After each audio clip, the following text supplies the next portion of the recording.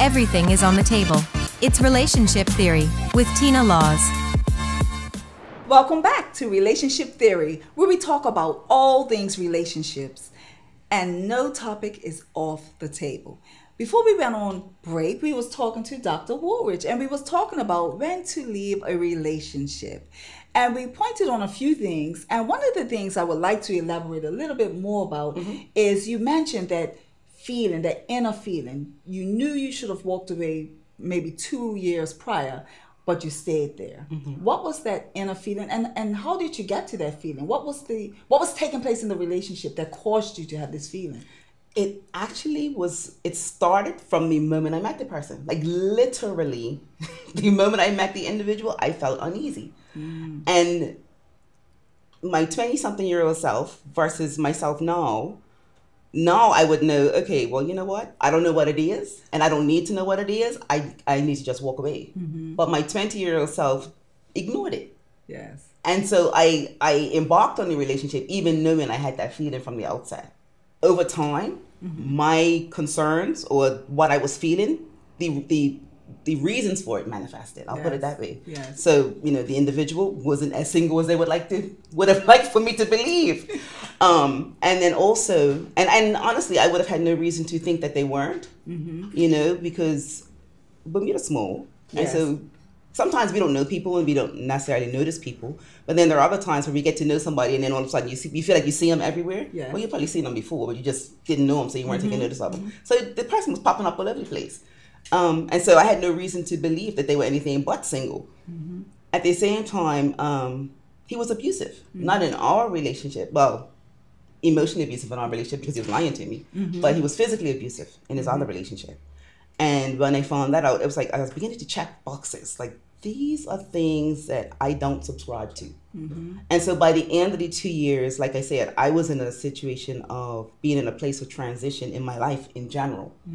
I was graduating from school. I was beginning to decide, okay, am I going to go back home and work? Am I going to go into graduate school? Things like that. And I had to take inventory across the board for my life. And so I had decided that, you know what, this isn't something that I'm willing to continue. And so I ended it. And what were some of the things that some of the behaviors he portrayed that now that you look back, because at that time you said you didn't even know, you didn't have a clue what he was doing or as to. So what were some of the things now when you look back, for all of us viewers watching, right? What are some of the things that you would say that you now recognize that you didn't recognize before? That because you said it was something about him in the beginning that was you just didn't vibe with him from the beginning, but Right. you still. But for me, that's the biggest thing is that, like I said, we have to learn to trust ourselves.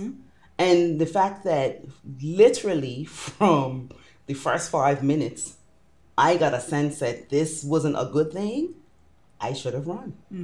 We were joking during the break, and I said I should have taken off and run like Cinderella and left my shoes. Only thing, I didn't want him to come looking for me. But I really should have listened to that. Yeah. And so it's important to listen to yourself. Even if we don't know why, we know what we feel. Yeah. And we feel what we feel for a reason. Sometimes we might get the answer why, sometimes we might not. Yeah. Sometimes we may not want to know why, to be perfectly honest, And that happens But too. listen to that gut feeling and move on. Yeah. Trust yourself. Trust your instincts. We all have them. Yeah. We all have them. Yeah. And over time, we get too much in our head. We get too much in our head and we learn to ignore our instincts. But our instincts are there to protect us. What was it that made you say, I'm ready, I'm walking away this time. I'm not even going to question it. I'm not going to backtrack. Nothing. I'm walking away. Okay, so there's really two questions. The first question you asked, what are the things I saw in him? Okay, if you're in a relationship with somebody and they don't take you around their family and friends, or just certain friends, Yes. red flag. Yeah, this like piece. Sorry, say it like that, but it is what it is. Especially if you've been in a relationship for a while and you've never met this person's family, that's a sign. That's a huge red flag. And other clues like that. Not going around the family and friends. Nowadays with cell phones, they're only giving you their mobile phone number, but they don't want you stopping by the house, or they don't want you, different clues like that. they're not interested in meeting your family. Yes. You know, it's for a reason, because they don't know who's in your family, and they don't know who knows them, or they may know who's in the family and they know who knows them. Right. Exactly. And so they don't want to come around. You know, things like that. Like, in relationships, we have to be aware. Yeah. You know, so many times you're like, oh, I'm following my heart, and you're skipping through the field full of daisies, and meanwhile your head's saying, run, run. Listen to your head. Yeah. You know, we get so caught up in the concept of romance that we lose our common sense. Mm-hmm. And you shouldn't lose your common sense just because you're in a relationship. Mm-hmm. You know what I mean? Mm-hmm. That's the time you need it the most, so that you're not driving the other person crazy as well. Yeah, exactly. Yeah. And so now when you look back at it, when you look back at all of that at this age and stage in your life now, mm-hmm. What would you say to a 25-year-old? What advice would you give her as it relates to run from the moment you feel in that 5-minute time that you noticed it wasn't it, but you still ran for it? What would you say to that 25-year-old? I would say be true to yourself. Know who you are and mm-hmm. be true to who you are. Mm-hmm. So that if the signs come, then you'll trust yourself enough to pay attention to them, and you won't second guess yourself. Mm-hmm. And really, to be honest with you, if we're talking to people about relationships at the age of 25, we've missed 25 years. Yeah. Because preparation for relationship starts from birth. Mm-hmm.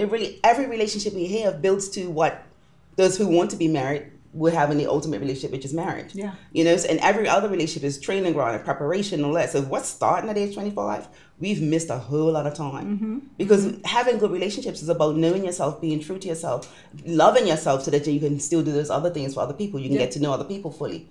You can be true to yourself, and you can show up as your authentic self mm-hmm. in that relationship. Mm-hmm. You know, I always say to young people that the greatest lessons you will ever learn are outside the classroom. Mm-hmm. And so I had to figure out who Zena is aside from my family, outside of my friends. You know, who is this person that's looking back at you in the mirror? Mm-hmm. And so I had to figure that out for myself. And so it was all part of the process of getting to the point where it was like, I don't want this anymore mm-hmm. because this doesn't match, or it doesn't mirror who I am and the person who I look at in the mirror. What are the things in which you decided that you were no longer going to compromise in that relationship? I had to be honest with myself. Mm-hmm. I had to be, and so the relationship is where it played out. Yes. But the work was done internally. Mm-hmm. You know, and so I had to be honest with myself. What are you doing? Mm-hmm. You know this isn't how you were raised. What are you doing? Because even one, like I said, okay, so I had the immediate warning with my internal response. Yeah. And but even when I started to learn the truth, I still stayed. Yeah. You know, because I wanted to be in a relationship. Well, I know now that that's not the be all that ends all. Mm-hmm. And if you have to compromise yourself, like I had said earlier, in order to be in a relationship, you're really not in a relationship. You're just lying to yourself. Mm-hmm. You know? And so some people say half a loaf is better than none. No, I want all my bread, thank you. Exactly, and a lot of times we don't get our whole loaf. We got a quarter, we got a corner, we got an and, we got one of those dry ends, you know. But we still put up with it for the sake of being at least for a part of a loaf, right? Right. No. And so and so a lot of women we tend to go through that quite often. We sell ourselves short. And one of the things I find more and more is that no matter what age, there are women in the 20s, women in the 30s, women in the 40s, women in the 50s, women in the 60s and 70s still compromising mm-hmm. our values and the things in which we want. And one of the reasons I find we do it is because we don't want to be alone. And I know men know the same thing. Mm-hmm. And so that's what we're going to leave you with. We'll be right back. Don't go anywhere. Relationship Theory. We'll be right back after these messages.